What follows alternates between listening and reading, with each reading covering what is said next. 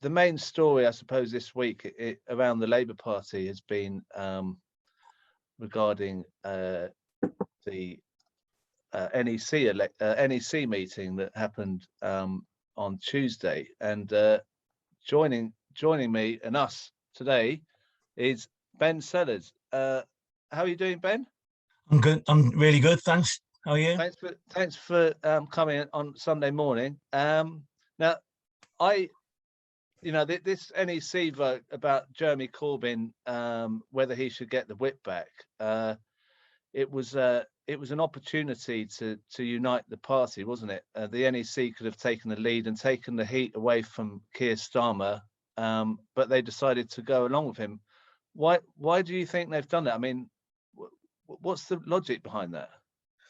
I mean, I think it's all a bit bizarre, really, because there were people on that NEC, and the thing is that the NEC is kind of shrouded in mystery, and we need to shine a light on that. But there were people that were on the panel, for instance, that then saw Jeremy being readmitted into the party, not the whip, but the party, who then the other day voted not to reinstate the whip. So they must think there's something very special about having the whip as compared to being a party member, or and being able to stand as a Labour candidate. And the point is that Jeremy's been there since 1983. His constituents voted him in.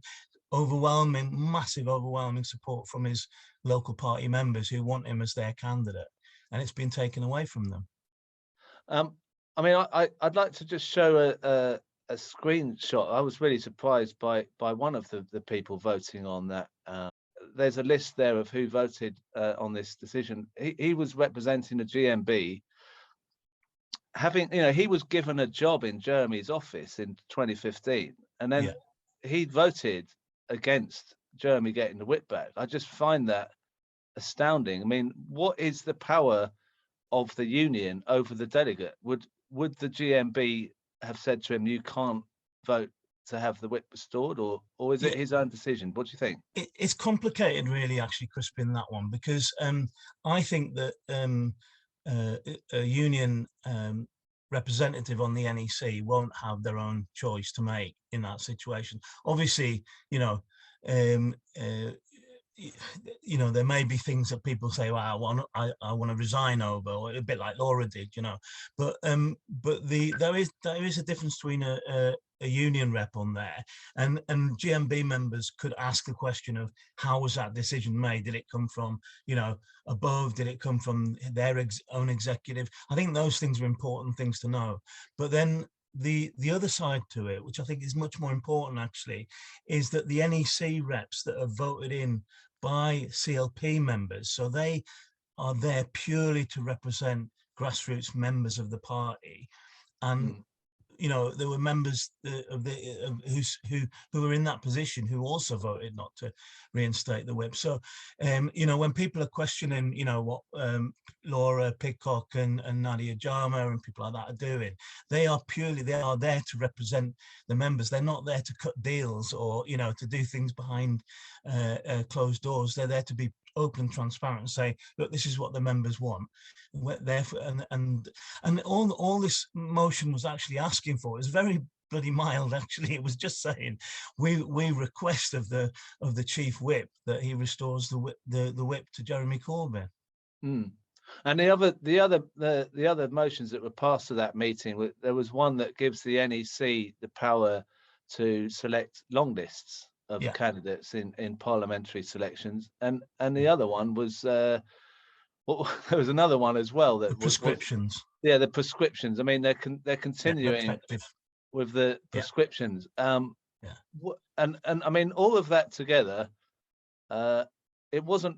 Were you surprised that Laura Piddock resigned from the NEC? Or not really, no. I mean, I know Laura obviously well, and I know she's not been happy with some of the decisions that have been made on there. Also, with some of the support, as I mentioned, some of the other NEC members. There's been some good support, and there's been, but there have been people that have kind of wanted to constantly defer decisions, kick it down the road, kind of thing.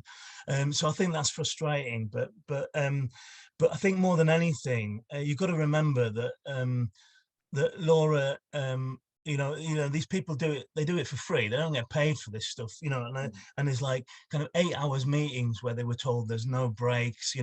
There was also an incident where the chair of the NEC, Margaret Beckett, called Laura a silly cow.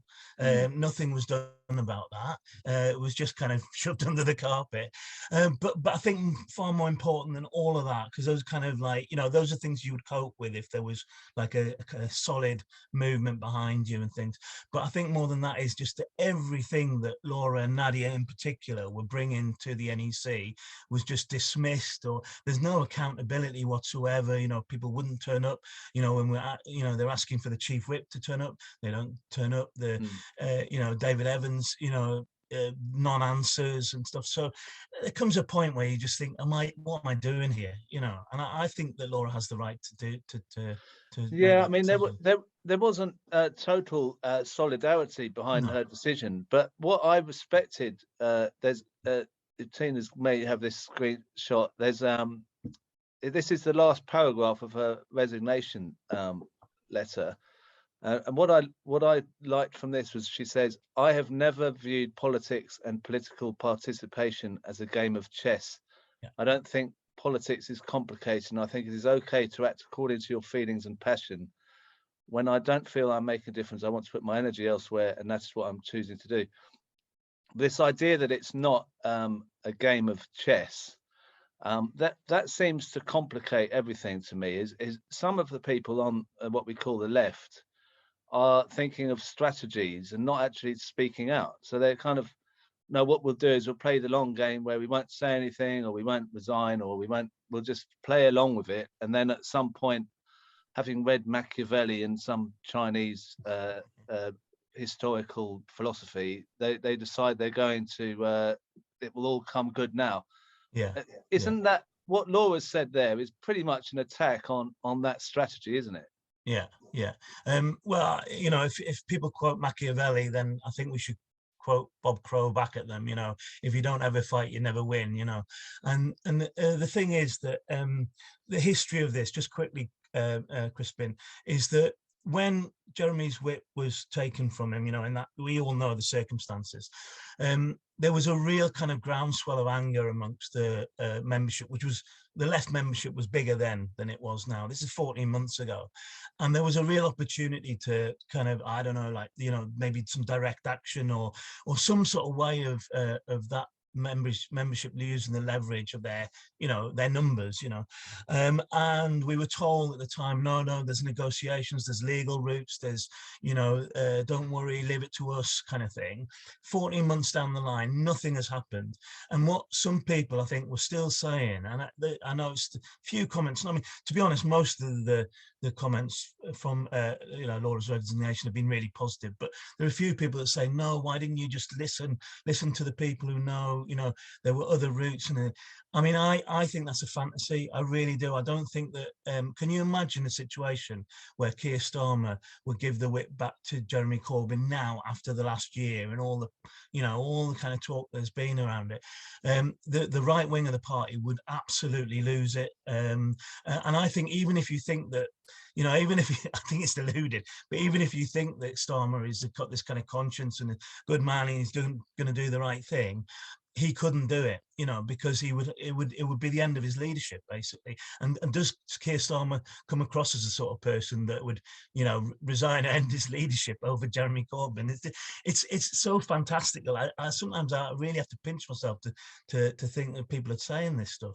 There's one other thing before we go is there's been a story came out yesterday about a sort of split in the Socialist Campaign Group of MPs, or some new faction coming out of that.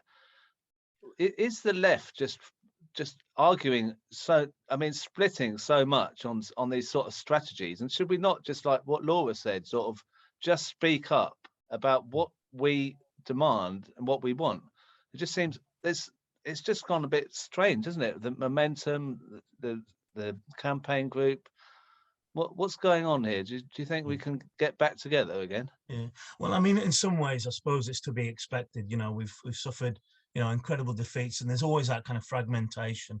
I mean, I was around kind of like, when Blair took over the leadership of the Labour Party in the 90s, and there was similar kind of debates and things settled down after a while. I think that we shouldn't panic over it. I think that but what needs to happen, and I think taking this motion to the NEC was a very small part of this.